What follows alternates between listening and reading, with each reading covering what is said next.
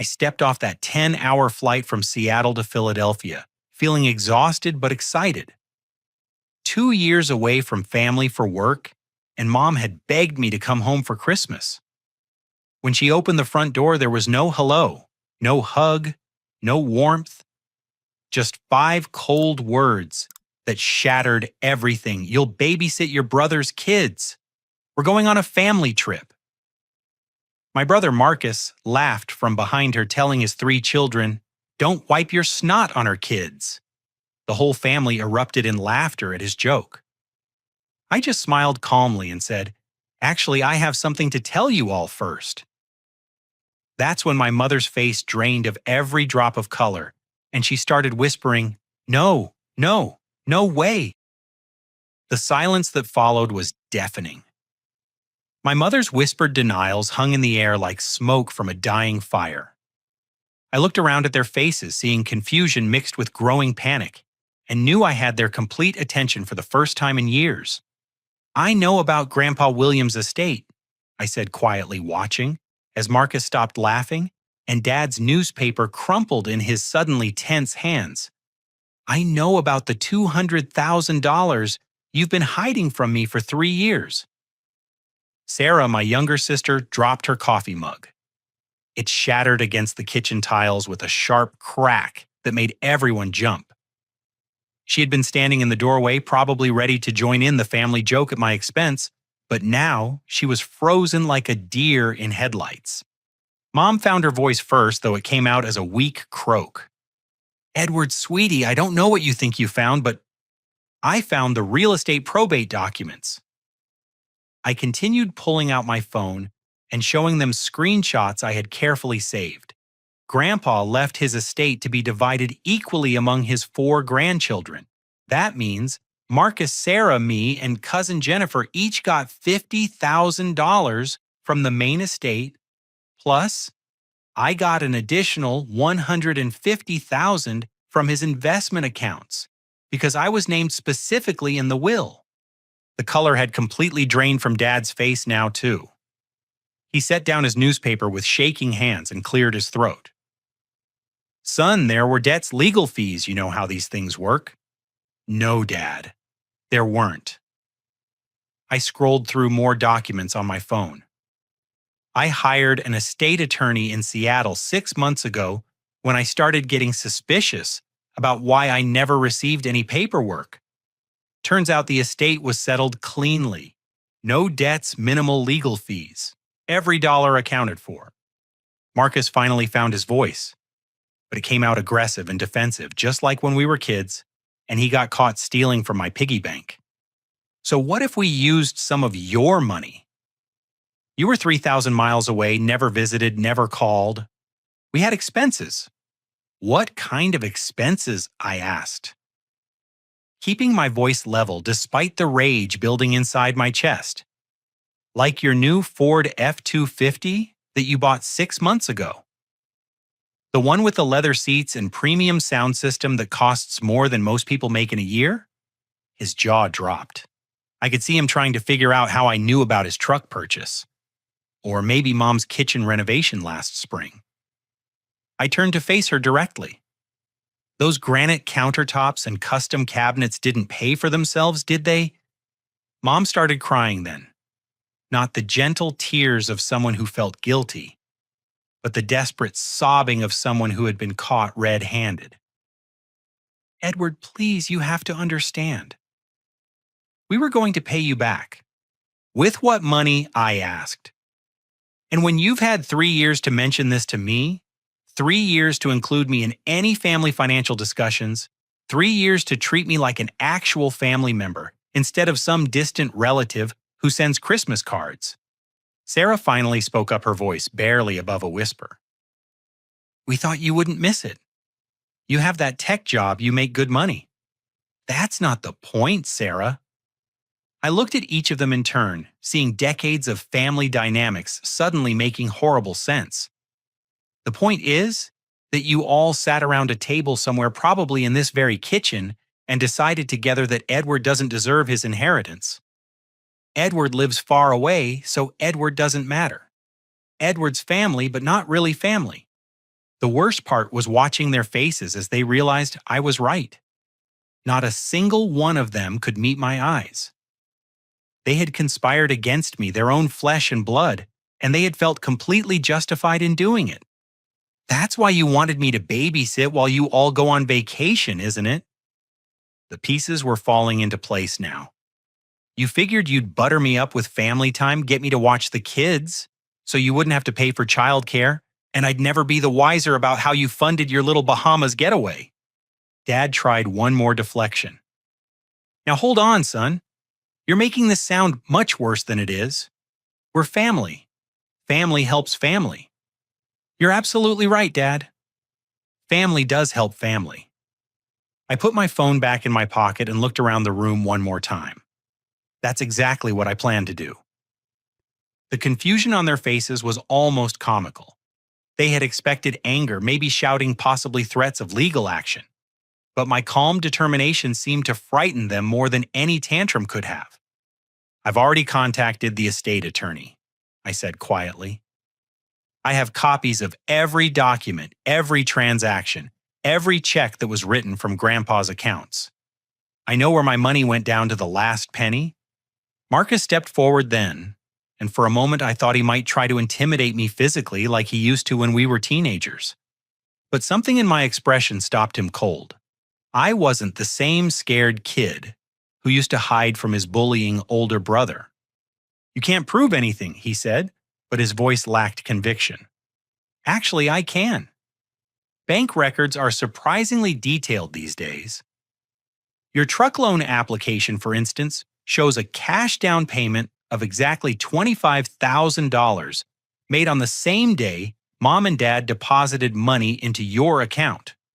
Money that came directly from Grandpa's estate account. The silence stretched on for what felt like hours, but was probably only minutes. Outside, I could hear Marcus's kids playing in the backyard, their laughter a sharp contrast to the tomb-like atmosphere inside the house. Finally, Mom wiped her eyes and tried one last manipulation tactic, the one that had worked on me countless times growing up. Edward, honey, you're tearing this family apart. Is money really more important than family? I almost laughed at the irony. You're the ones who chose money over family, Mom. You chose it 3 years ago, when you decided I didn't deserve what Grandpa left me. You chose it again when you planned this whole vacation scheme instead of just being honest with me. I picked up my suitcase, the same one I had dropped by the door just 15 minutes earlier when I still thought I was coming home to a loving family Christmas. Here's what's going to happen, I said, and my voice carried an authority that surprised even me. You're going to cancel your vacation. You're going to sit down with me tomorrow morning, and we're going to have a very detailed conversation about exactly how my inheritance money gets returned to me with interest.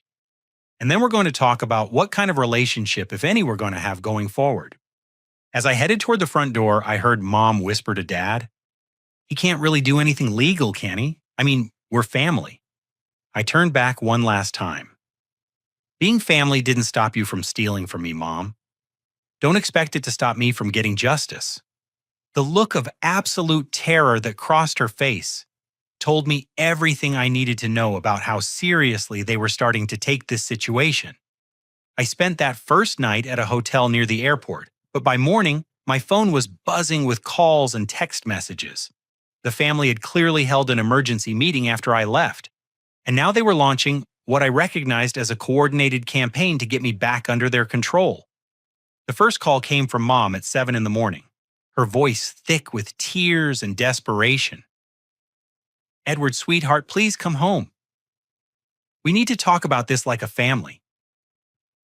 When I didn't immediately agree to rush back, the calls started coming every hour. Dad tried the stern father approach, informing me that I was being childish and vindictive over what he called a simple misunderstanding. Sarah sent long text messages about how I was destroying the family and making everyone miserable during the holidays. But it was Marcus who really showed his true colors. His voicemail left around noon was pure venom. "You always thought you were better than the rest of us, didn't you? Moving to Seattle, getting your fancy tech job, acting like you're too good for your own family. Well, congratulations, Edward. You've officially become the family disappointment. That afternoon, I drove back to the house, but not because their manipulation was working. I'd spent the morning doing more research, and what I found made their behavior even more disgusting than I had initially realized. When I walked through the front door, they were all waiting for me in the living room, arranged like some kind of intervention. Mom had clearly been crying for hours, her eyes red and puffy. Dad sat stiffly in his recliner, trying to project authority he didn't possess. Sarah perched on the edge of the couch, looking guilty and miserable. Marcus lounged in the corner chair, arms crossed, radiating hostility. "Thank God you came back," Mom said, reaching for me like she wanted a hug. I stepped back, and the hurt that flashed across her face was almost enough to make me feel guilty. Almost. "We've been talking," Dad began, "and we want to make this right. We never meant for you to feel excluded or—" "Stop," I said, holding up my hand. "Before we have any conversation about making things right, I want to show you what I found today." I pulled out my phone and opened the photos I had taken of various social media posts. Let's start with you, Marcus. This picture was posted on your Instagram 3 weeks ago. You and Jennifer at that steakhouse downtown, bottle of wine that cost more than some people's weekly groceries. The caption says, "Celebrating my promotion to regional manager." Promotion, not job loss. His face flushed red, but he didn't deny it. And here's a fun one from Mom's Facebook. Posted 2 months ago, "Finally got my dream kitchen, thanks to my wonderful husband for making it happen." 23 like 16 comments about how beautiful everything looks. I scrolled to the next image. Dad's dental work. Posted on the family dentist's testimonial page just 6 weeks ago. Complete smile makeover with porcelain veneers. Funny how those medical emergency bills you mentioned were actually cosmetic improvements. The silence in the room was deafening. I caught them in lie after lie, and they all knew it. Sarah tried to salvage the situation with a different approach. "Okay, so maybe we weren't completely honest about some things, but Edward, we really did need help.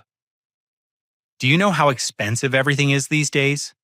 The mortgage, the utilities, the car payments, the vacation to the Bahamas," I added. "Let me guess that's somehow essential too." "We've been planning that trip for over a year," Mom said defensively. "It's our 25th wedding anniversary. We deserve to celebrate that milestone." "With my money," I said flatly. "With family money," Marcus corrected, and there was that anger again, that resentment that I was starting to recognize had been building for years. Just because you ran off to the West Coast doesn't mean you get to come back and audit our lives like some kind of accountant. Actually, that's exactly what it means when you steal my inheritance. I sat down across from them, maintaining eye contact with each one. But here's what really bothers me about this whole situation. It's not just the money, though, that's bad enough. It's the planning that went into this. I pulled up more photos on my phone, screenshots of text messages that Sarah had accidentally sent to me instead of to Marcus 3 months earlier. Messages that at the time had seemed like random family gossip, but now took on a much more sinister meaning. "Sarah, remember this text you sent me by mistake in September? The one that said, 'M thinks E won't even notice if we're smart about it. Dad's on board as long as we handle the paperwork.' I thought you were talking about planning a surprise party or something. I never imagined you were discussing how to cover up stealing from me." Sarah's face went white as she realized what I was holding. "Edward, that's not— we weren't trying to—" "You weren't trying to what, get caught?" I laughed, but there was no humor in it. "Let me paint you a picture of how this looked from my perspective. I live 3,000 miles away. I call home maybe once a month. And when I do, nobody ever mentions Grandpa's estate being settled, not once, for 3 years. I stood up and started pacing, the anger finally starting to break through my controlled facade. I send Christmas gifts, birthday cards. I remember anniversaries and graduations. I try to stay connected to my family despite the distance. And the whole time, you're all sitting here spending my inheritance money and laughing about how clueless I am. That's not how it was, Dad protested weakly.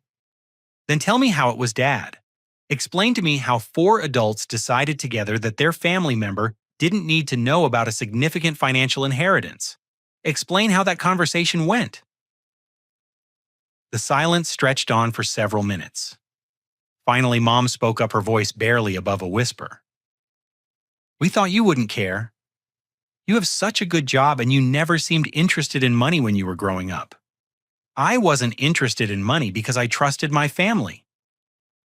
The words exploded out of me louder than I had intended. I trusted that if something important happened, you would tell me. I trusted that if there were family decisions to be made, I would be included. I trusted that being your son meant something. Tears started flowing down Mom's cheeks again, but this time they seemed genuine rather than manipulative. Sarah was crying too, and even Dad looked shaken by the raw pain in my voice. Only Marcus remained defiant. So what now? You're going to sue your own family, are?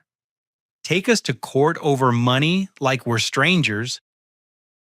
I don't want to take you to court, Marcus. I want you to acknowledge what you did wrong and make it right. But if you keep pretending this is somehow my fault for being upset about being robbed by my own family, then yes, I'll absolutely take you to court. The word robbed hung in the air like a slap. It was harsh, but it was accurate, and we all knew it. We're not criminals, Mom said desperately. We're your family. We love you. Then start acting like it, I replied. Start by telling me the truth about where every penny of my money went. Start by explaining why you thought it was okay to use my inheritance as your personal ATM. And start by canceling that vacation and figuring out how you're going to pay me back. I headed for the door again, but this time I paused before leaving. I'm staying at the Hampton Inn near the airport. You have 24 hours to decide whether you want to handle this as a family or through lawyers. Choose wisely. As I drove away, I could see them through the living room window, huddled together, in what looked like a very intense conversation. For the first time since this nightmare began, I felt like I had the upper hand. But I also felt something else that surprised me, sadness that it had come to this at all. The next morning, I was drinking coffee in the hotel lobby when my phone rang. The caller ID showed Marcus's name, and for a moment I considered letting it go to voicemail. But curiosity got the better of me. What do you want, Marcus? The kids want to see you, he said. And his voice was different somehow. Less aggressive, more uncertain. Emma keeps asking why Uncle Edward left so quickly yesterday. I told her you had work stuff to handle, but she's not buying it. I felt a pang of guilt. In all the drama with the adults, I had completely forgotten about Marcus's 3 children. Emma was 11 now, Tyler 8, and little Sophie had just turned 5. The last time I'd seen them was over video chat 6 months ago, and they had grown so much. Bring them by the hotel, I said after a moment. There's a nice lobby area where we can visit. Actually, Marcus said, and now he sounded almost nervous. Would you mind coming back to the house? The kids are comfortable here, and Sophie's been asking if she did something wrong to make you leave. The idea of walking back into that emotional minefield made my stomach clench. But the thought of 5-year-old Sophie thinking she had somehow caused family drama was worse. An hour later, I found myself back in my childhood home. But this time I barely made it through the front door before being tackled by 3 kids who seemed genuinely excited to see me. Sophie wrapped herself around my legs like a koala. Tyler grabbed my arm and started telling me about his baseball season, and Emma hung back slightly, but smiled wider than I had seen anyone smile in days. Uncle Edward, Mom said you might not be able to stay for Christmas because of work, Emma said, and I could hear the carefully coached explanation in her words. But you're here now, so does that mean you can stay? Over their heads, I caught sight of the adults hovering in the doorway to the kitchen, watching nervously. Marcus looked like he hadn't slept much, and the rest of them seemed to be walking on eggshells. I'm not sure yet, sweetheart, I told Emma honestly. There are some grown-up things I need to work out with your dad and grandparents first. Is it about money? Tyler asked with the blunt curiosity of an 8-year-old. Because I heard Dad yelling about money last night.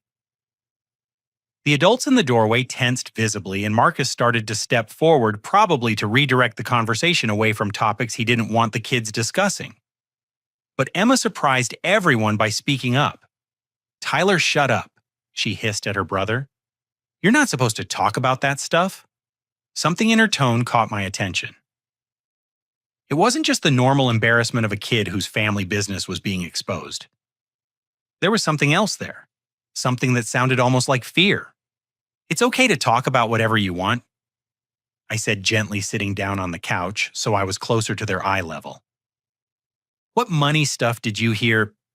Emma glanced nervously toward the kitchen, where the adults were pretending not to listen to every word.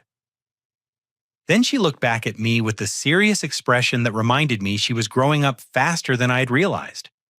Can we talk somewhere private? She asked quietly. The request clearly alarmed the adults. Mom started to object, saying something about how the kids didn't need to be involved in grown-up problems, but I was already standing up. How about we go out to the back porch? I suggested. It's nice outside and we can watch Sophie play on the swing set. Before anyone could protest, Emma was already heading for the back door with Tyler and Sophie following eagerly. I brought up the rear, pointedly ignoring the worried looks from the adults.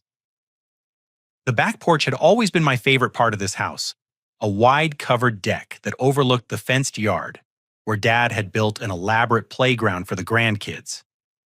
Sophie immediately ran for the swings while Tyler started climbing on the jungle gym. Emma sat down beside me on the porch swing, suddenly looking much older than her 11 years. Uncle Edward, she said quietly, are you mad at us? The question hit me like a punch to the chest. Oh, sweetheart, no. I'm not mad at you kids at all. Why would you think that? She was quiet for a moment, swinging her legs and watching Sophie play. Because Mom and Dad have been talking about you a lot lately, and it doesn't sound like they're saying nice things. What kind of things have you heard? Emma glanced back toward the house, checking to make sure the adults weren't close enough to overhear. Dad says you think you're better than everyone else because you moved away and make lots of money. Mom says you're trying to cause trouble for the family on purpose. I felt anger rising in my chest again, but not at Emma. At the adults who were poisoning these children's minds against me before I even had a chance to defend myself. And what do you think? I asked. She shrugged with the elaborate casualness that only preteens could manage. I think grown-ups are confusing. You seem nice. You always remember our birthdays and send cool presents. But everyone acts like you're some kind of bad guy.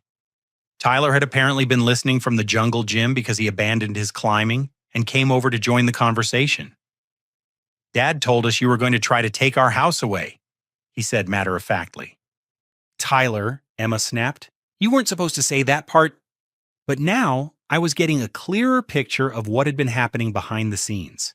Has someone been telling you what you should and shouldn't say to me? The guilty look that passed between the older kids was all the answer I needed. It's okay, I said gently. You're not in trouble. But I want you to know that I would never try to take your house away or hurt your family. The grown-ups are having a disagreement about some money stuff. But it has nothing to do with you kids. Sophie had given up on the swings and wandered over to climb into my lap, apparently unconcerned with the serious conversation happening around her. Her presence was comforting, a reminder that not everything in this family was tainted by adult dysfunction. Can I tell you a secret? Emma asked suddenly. I nodded. I heard Dad and Grandma talking yesterday after you left. Dad said maybe it would be better if we were extra difficult while you were babysitting us so you'd get frustrated and leave early. The manipulation was even worse than I had imagined. Not only had they stolen from me and lied about it, but they were now planning to use their own children as weapons in this family war. What did you think about that idea? I asked. Emma's face scrunched up with the kind of moral indignation that kids were capable of when adults behaved badly. I thought it was mean and stupid. You're supposed to be our uncle, not our enemy. Tyler nodded emphatically. Plus, I like you. You don't yell at us or tell us we're too loud all the time. Out of the mouths of babes. These kids had cut straight through all the adult drama and manipulation to the heart of the matter. Family was supposed to treat each other with kindness and respect, not scheme and plot against each other. Can I tell you guys something important? I asked, and all three children gave me their complete attention. No matter what happens with the grown-up stuff, I want you to know that I love you very much. You're my family, and that will never change, okay? Sophie looked up at me with her big brown eyes and asked, even if Daddy says mean things about you, the innocence of the question nearly broke my heart. These children were being forced to navigate adult conflicts they shouldn't even know about, choosing sides in battles they didn't understand. Even then, I promised. Sometimes grown-ups say things they don't really mean when they're upset. But love isn't something that gets taken away just because people have disagreements. Emma was quiet for a long moment, then asked, "Are you going to stay for Christmas?" It was the question I'd been dreading because I honestly didn't know the answer.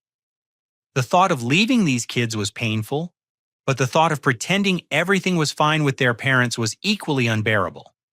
"I'm working on it," I said finally. "But Emma, I need you to promise me something. If the grown-ups ask you to say or do things that feel wrong, you don't have to do them, okay? You're allowed to just be kids." She nodded solemnly, like I had just given her permission for something she had been wanting to do all along. As we sat there on the porch swing watching Tyler chase Sophie around the yard, while she giggled with delight, I realized that this family crisis wasn't just about me and the money. It was about what kind of environment these children were growing up in, what lessons they were learning about honesty and loyalty, and how family members should treat each other. Whatever happened next, I couldn't abandon them to the same toxic patterns that had driven me 3,000 miles away in the first place. That evening back at the hotel, I spread my laptop phone and a stack of printed documents across the small desk by the window. If this family situation was going to be resolved, I needed to understand exactly how deep the deception went and what I was really dealing with. The estate attorney I had hired in Seattle had been thorough, but he had focused primarily on the legal aspects of the inheritance theft.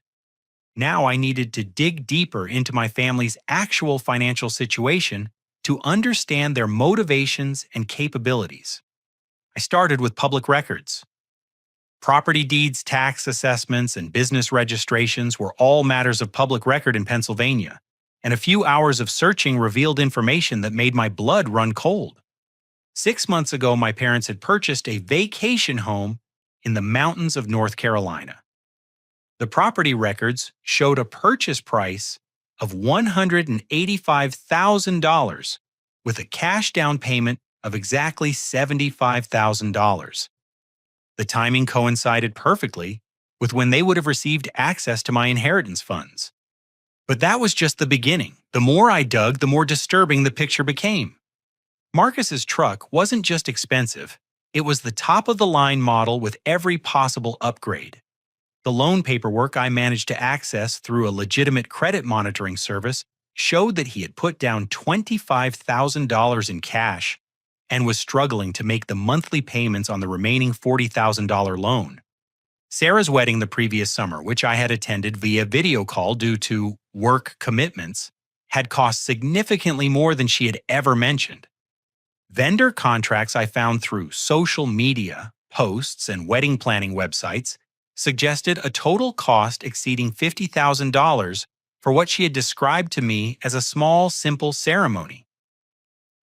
The kitchen renovation at my parents' house hadn't been a modest update, as Mom had implied. Building permits filed with the county showed a complete gut renovation with high-end appliances, custom cabinetry, and luxury finishes. The total cost exceeded $40,000. By midnight, I had assembled a comprehensive picture of where my inheritance money had gone. Every major purchase my family had made in the past 3 years had been funded, at least partially, with money that rightfully belonged to me. But the most shocking discovery came when I started examining their current financial situation through legitimate credit monitoring tools. My family wasn't just living beyond their means, they were drowning in debt. The vacation house in North Carolina was bleeding money. Property taxes, insurance, maintenance costs, and utilities were running them nearly $2,000 a month, money they clearly didn't have. Their primary residence was heavily mortgaged with a second mortgage taken out just 8 months ago. Marcus's credit report showed multiple late payments on his truck loan, 2 maxed out credit cards, and a personal loan from his bank with an interest rate that suggested he was considered a high-risk borrower.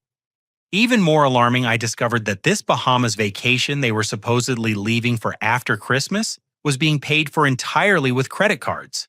$7,000 charged across 3 different cards, all of which were already carrying substantial balances. My family wasn't just guilty of stealing my inheritance, they were in active financial crisis, and they had been using my money as a band-aid to cover problems that were much bigger than they had admitted. At 2 in the morning, I called the estate attorney's emergency line. "Edward, what can I do for you at this hour?" David Chen sounded tired but professional. "I need to know about damages and interest," I said without preamble. If someone uses inheritance money that doesn't belong to them for personal expenses, what kind of additional compensation might be available? That depends on several factors. How long has the money been misused? What was it used for? Can you prove deliberate deception rather than just misunderstanding? I spent the next 30 minutes walking him through everything I had discovered. When I finished, there was a long silence on the other end of the line. "Edward Haychins," he said finally, "this isn't just inheritance theft. This is a pattern of financial fraud spanning multiple years.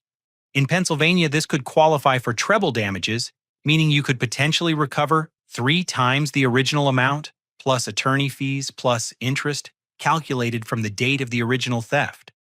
"What does that mean in dollar terms?" "Your original inheritance was $200,000. With 3 years of compound interest at the legal rate, plus treble damages, you could be looking at recovery of between $800,000 and $1.2 million. I sat in stunned silence, trying to process the magnitude of what he was telling me. "Of course," he continued, "that assumes they have assets to cover such a judgment, which from what you've told me about their current financial situation seems unlikely. What happens if they can't pay?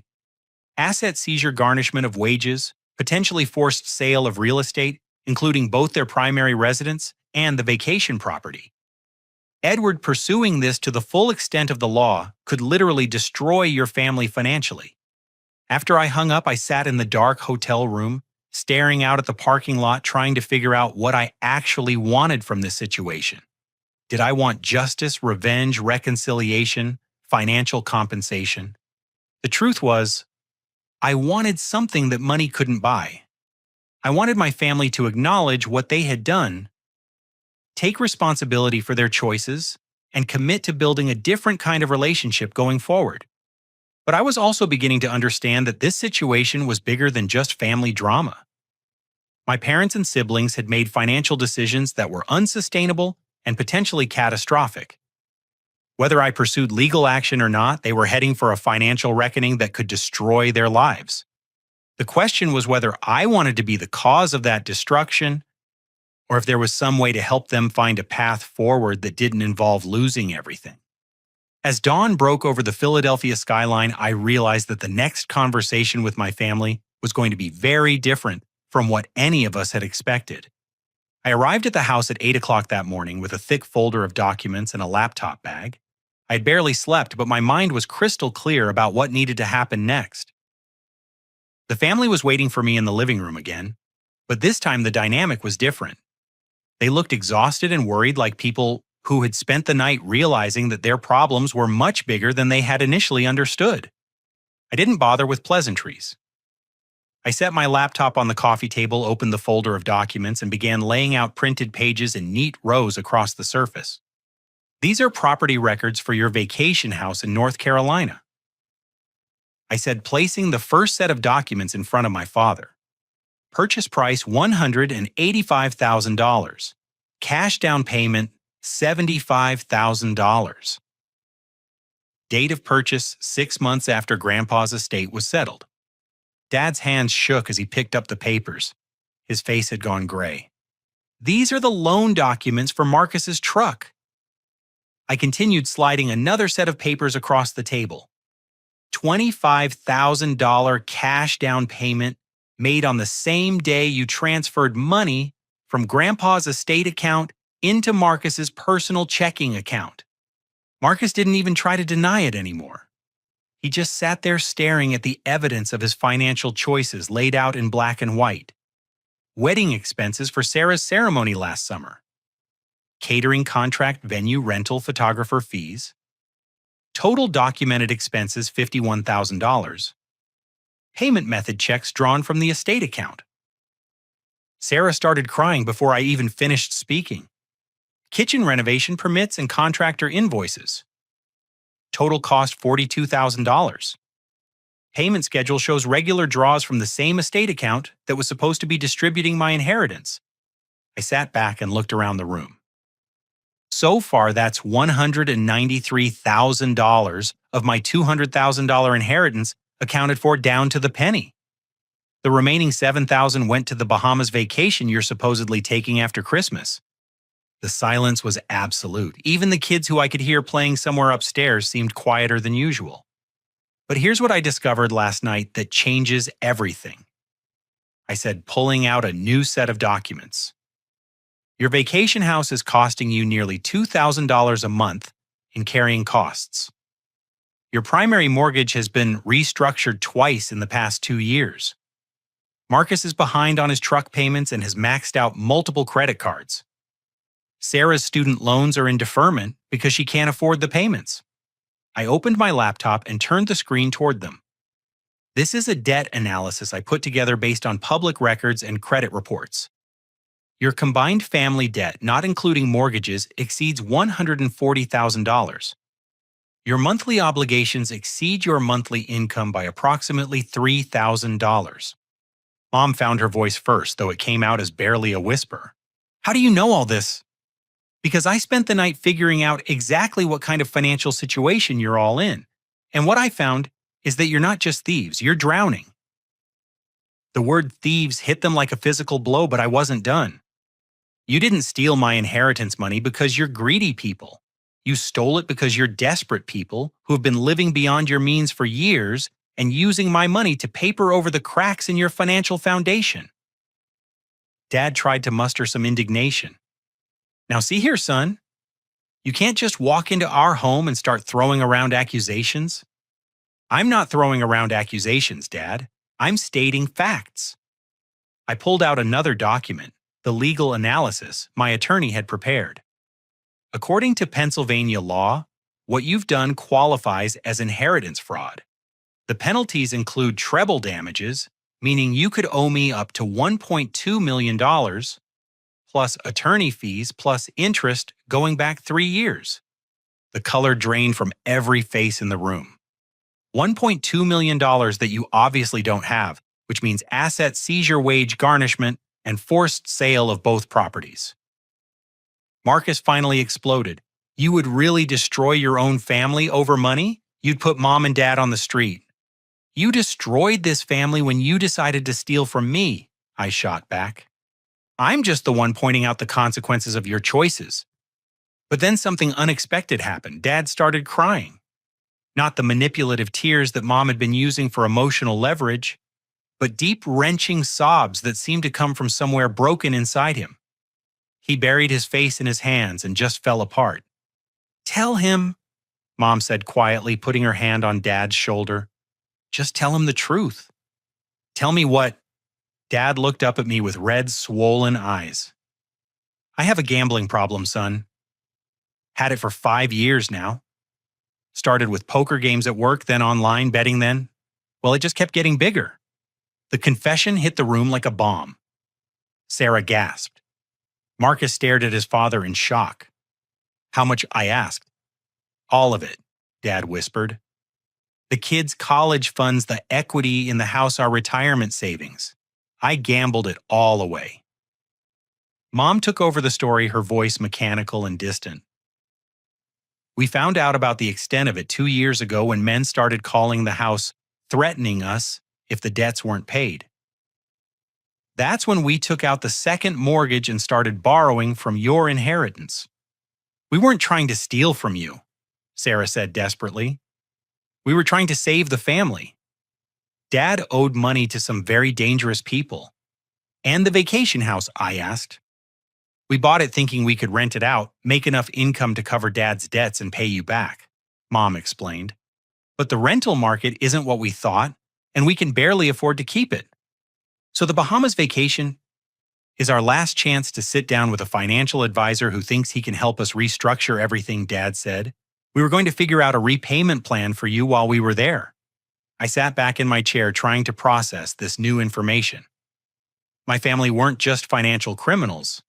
They were victims of addiction and desperation, making increasingly bad decisions to try to solve problems that kept getting bigger. Why didn't you tell me? I asked. Why didn't anyone call me 2 years ago when this all started and say, Edward, Dad has a gambling problem. The family is in crisis. We need help. The question hung in the air for a long time before Marcus answered. Because we were ashamed, he said quietly. Because you had built this successful life 3,000 miles away, and we didn't want to admit that everything here was falling apart. And because we were jealous. Sarah added, her voice thick with tears. Because it seemed like you had escaped from all the family drama and dysfunction, and we resented you for it. For the first time since this nightmare began, I felt something other than anger toward my family. I felt genuine sadness for all of us for the years of distance and misunderstanding that had led to this moment. Here's what's going to happen, I said finally. Dad is going to get professional help for his gambling addiction, not just counseling, but a real program with accountability and support. All of you are going to get financial counseling to learn how to live within your means. I pulled out a legal document I had prepared that morning. This is a formal acknowledgement of the inheritance theft, along with a structured repayment plan that takes into account your current financial situation. It's reasonable, but it's binding. And if we don't agree, Marcus asked, then I file a lawsuit tomorrow morning and you deal with the legal system instead of dealing with me. The choice was clear, but I could see the fear in their eyes. They were terrified that accepting responsibility would somehow make their situation worse. There's one more thing, I said. I'm not going anywhere. I'm taking extended leave from work, and I'm moving back to Philadelphia for 6 months to help coordinate Dad's treatment and make sure this family gets back on stable ground. The surprise on their faces was complete. They had expected punishment, legal action, or abandonment. They hadn't expected me to offer help. Why, Mom asked, after everything we've done to you, why would you help us? I looked around the room at these flawed, struggling people who were still, despite everything, my family. Because Emma, Tyler, and Sophie deserve better than growing up in a family that's falling apart, I said. And because running away to Seattle didn't solve anything, it just postponed this reckoning. I stood up and headed for the door, leaving the legal documents on the coffee table. You have until tomorrow morning to decide. Choose wisely. I didn't wait for their decision. While they were presumably discussing my ultimatum, I was making phone calls and setting wheels in motion that would change everything regardless of whether they agreed to my terms or not. The first call was to Dr. Patricia Williamson, a gambling addiction specialist who ran an intensive outpatient program just outside Philadelphia. I explained the situation and asked about immediate intervention options. Mr. Thompson, what you're describing sounds like a family system that's been organized around enabling addictive behavior for years, she said. Recovery isn't just about the addict getting help. The whole family needs to learn new patterns. How quickly can we start? If your father is willing, I can see him tomorrow. But I need you to understand something important. You can't force someone into recovery. He has to want to change. The second call was to a financial advisor who specialized in debt restructuring and family financial crises. The third was to a family therapist who could help navigate the relationship damage that had accumulated over years of secrets and resentment. By noon, I had assembled a complete support team, scheduled initial consultations, and researched treatment facilities. More importantly, I had made a decision that surprised even me. I was going to use my own money to solve this crisis, regardless of what happened with the inheritance situation. That afternoon, I drove to the offices of 3 different companies that held my family's debts and negotiated payment plans. Dad's gambling debts to dangerous lenders, Marcus's overdue truck payments, even the credit cards they had maxed out buying Christmas presents for kids who didn't need their parents to go deeper into debt. I didn't tell them what I was doing. I simply wrote checks and arranged for all the threatening phone calls and collection notices to stop. It cost me $38,000 of my own savings money I had been planning to use for a house down payment in Seattle. The family found out what I had done when Dad came home from work that evening and found a packet of receipts and paid in full notices waiting on the kitchen table. My phone started ringing immediately. "Edward, what did you do?" Mom's voice was panicked. "We can't accept this. This is too much." "You're not accepting anything," I said calmly. "I'm protecting my family from the consequences of choices that are threatening their safety and stability. But the money is my money to spend how I choose. And I choose to spend it making sure my nieces and nephew grow up in a home where their parents aren't getting threatening phone calls from loan sharks." There was silence on the other end of the line.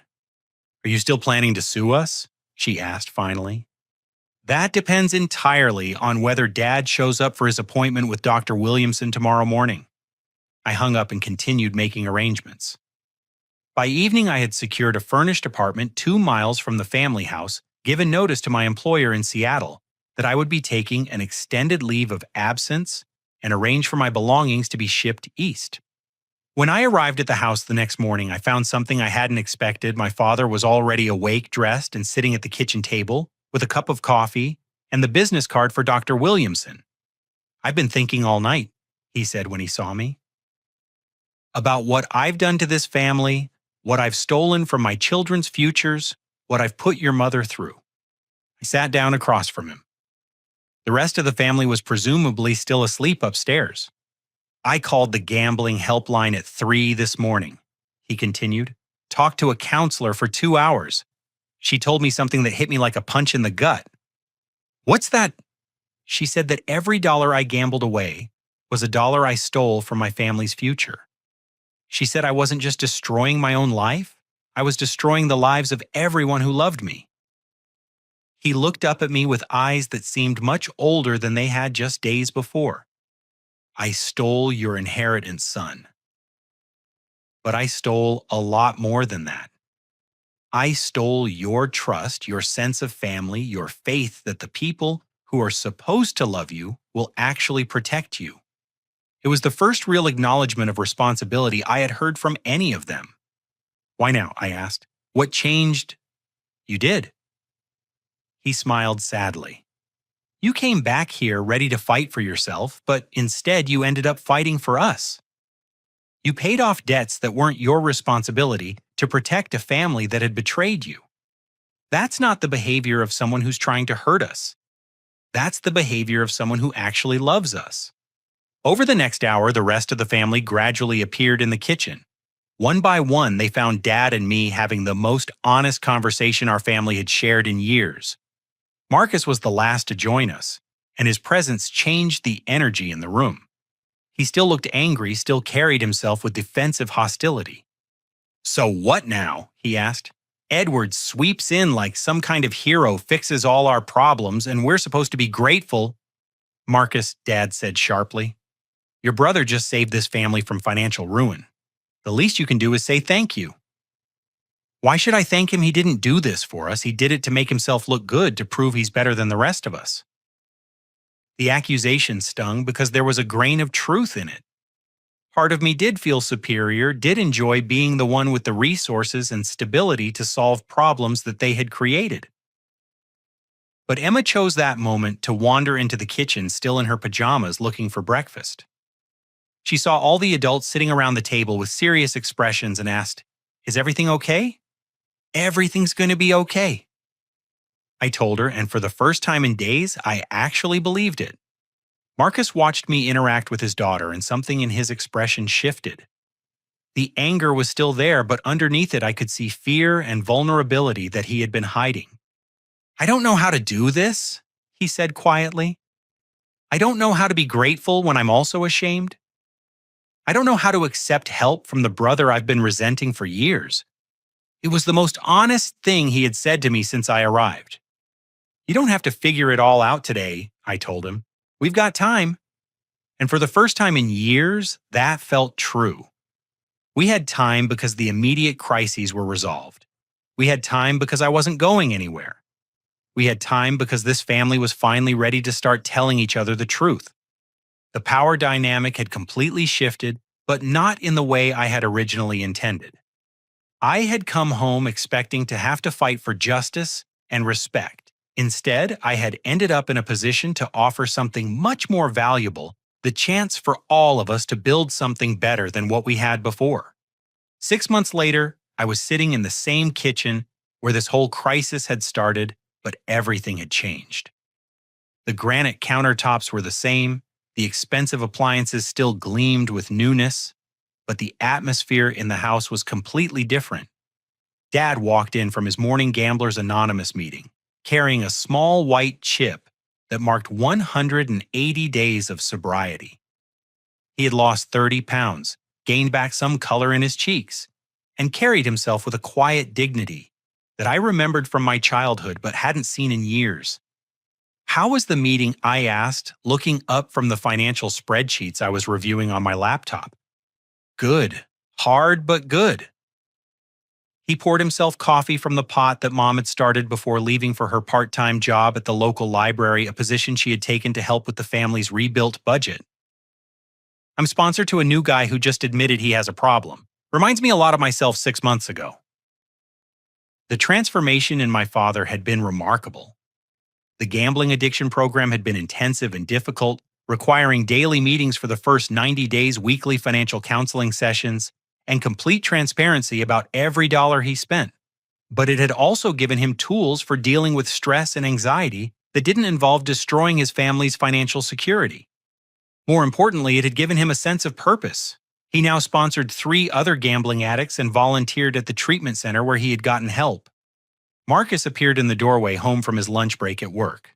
He had been promoted again this time to district manager and was thriving in a role that gave him real authority and responsibility.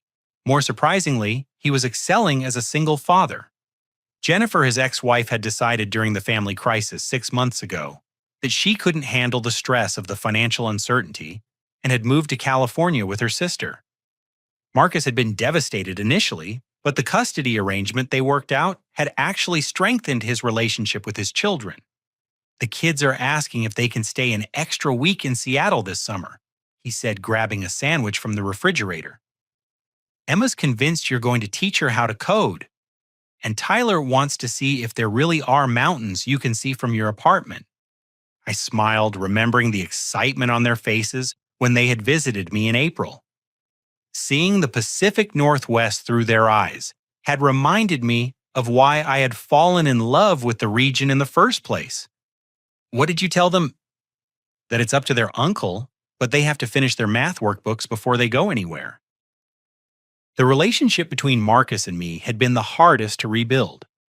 Years of resentment and competition didn't disappear overnight, and there had been several difficult conversations where we had to confront the ways we had hurt each other. But watching him step up as a father and take responsibility for his financial mistakes had earned my respect. More importantly, we had found common ground in our shared desire to make sure Emma, Tyler, and Sophie grew up in a healthier family environment than we had experienced. Sarah arrived shortly after Marcus left, bringing her laptop and a stack of wedding photography portfolios. She'd started her own business 6 months ago, focusing on affordable wedding photography for young couples, and was building a solid reputation in the Philadelphia area. "I got the contract for the Henderson wedding," she announced, setting her materials on the kitchen table. It's not huge money, but it's my biggest booking yet. Sarah's transformation had been quieter than Dad's or Marcus's, but equally significant.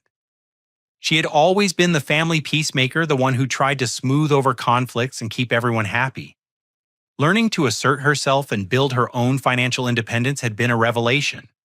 She was also the family member who had most directly acknowledged the damage that our family's financial deception had caused.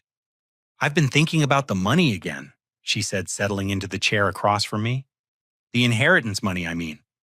We had worked out a formal repayment plan 6 months ago, with the family paying me back in installments over 5 years. The vacation house had been sold, and the proceeds had covered most of the initial debt. The rest was being paid back through monthly payments that fit within their restructured budget. But Sarah had been pushing for the family to pay me back faster, even though I had told them repeatedly that I didn't need the money immediately. "You know my position on this," I said. "The payment plan we agreed to is fair and manageable. I don't need you to sacrifice your business growth to pay me back faster." "It's not about the money," she said, and her voice carried a conviction that reminded me she was no longer the uncertain young woman who had stood silently by while her family made terrible decisions. "It's about integrity. We stole from you. We lied to you. We need to make that right as quickly as possible, not just for your sake, but for ours." It was a perspective I was still getting used to. The family members who had once viewed me as an outsider and a threat now seemed genuinely committed to rebuilding trust and taking responsibility for their past actions. Mom came home from work around 3 o'clock looking tired but satisfied.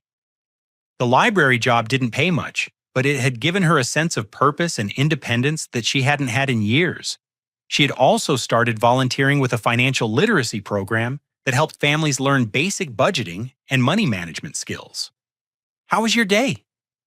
I asked as she kicked off her shoes and collapsed into Dad's recliner. "Busy. We had 3 families come in for budget counseling sessions, and I think we really helped them understand how to set up emergency funds." She smiled with the kind of satisfaction that came from meaningful work. It's funny how much you can learn about money management when you've made every possible mistake yourself. As the afternoon wore on, Emma, Tyler, and Sophie arrived home from school full of energy and stories about their day. The house filled with the kind of noise and chaos that comes with active children, but it was joyful chaos, not the stressed tension that had characterized this household 6 months ago. Emma had grown at least 2 inches since Christmas and had started showing real aptitude for mathematics and computer science. She had been working through coding tutorials I had sent her and was already talking about summer internship programs for high school students interested in technology. Tyler had discovered a passion for baseball and was playing in the local Little League with the kind of intensity that only 8-year-olds could muster. He had also developed a close relationship with his grandfather, who attended every game and served as an assistant coach. Sophie, now 5.5, had adapted to her parents' divorce with remarkable resilience. She split time between Marcus's house and her mother's new home in California, but she seemed to thrive on the variety and attention from multiple sets of adults who were committed to her well-being. That evening, we gathered around the dinner table for our weekly family meeting, a tradition we had started as part of the family therapy process. These meetings gave everyone a chance to share concerns, celebrate successes, and maintain the open communication patterns we had worked so hard to establish. "I want to talk about Christmas," Dad said, which surprised everyone since it was only May. "It's a little early for holiday planning," Mom laughed.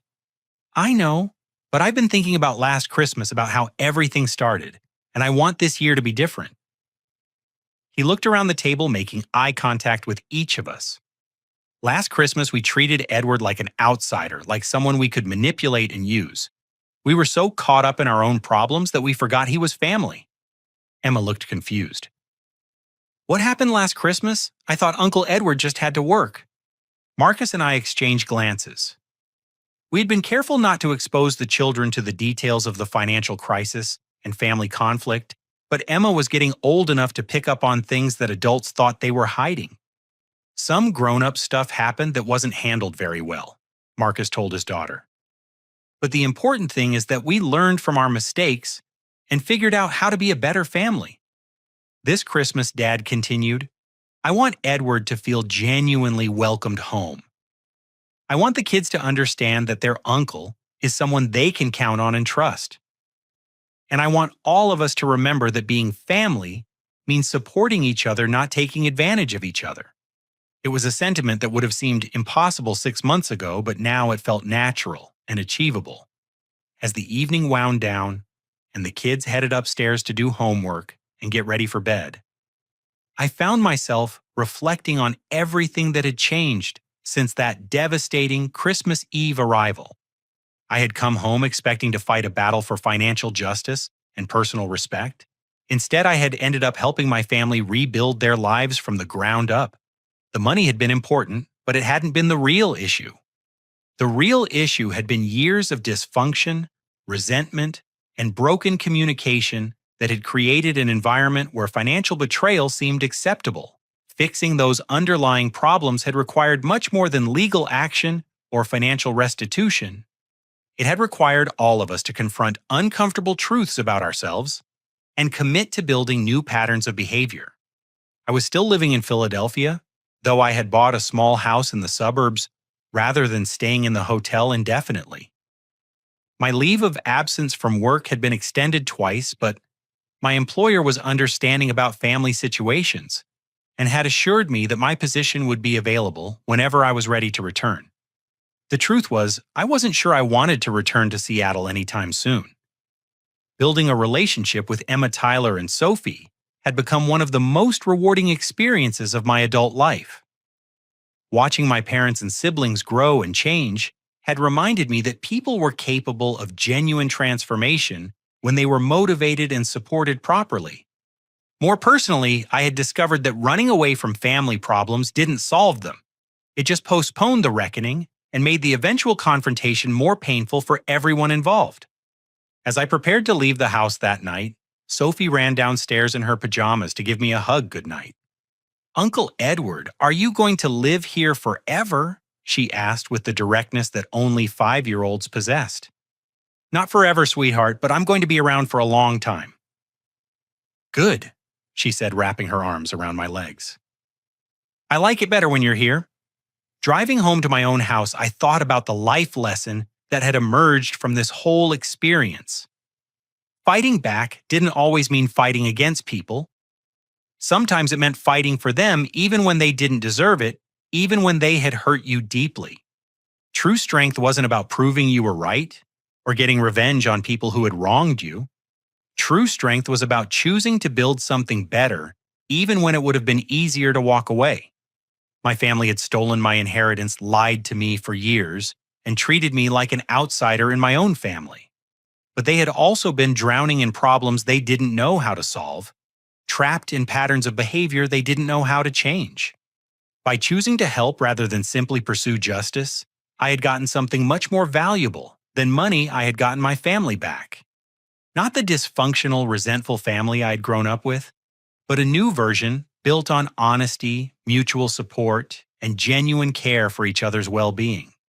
6 months ago, if someone had told me that I would be living in Philadelphia, helping my gambling-addicted father stay sober while my family paid back money they had stolen from me, I would have thought they were crazy. But sitting in my driveway looking at the lights in my parents' house 2 miles away, where my nieces and nephew were probably finishing homework with their grandfather's help, while their father prepared for another day of responsible work and their grandmother planned another budget counseling session, I realized that sometimes the best revenge is helping people become the versions of themselves they always could have been. The greatest gift I could give my family wasn't my forgiveness for their past mistakes.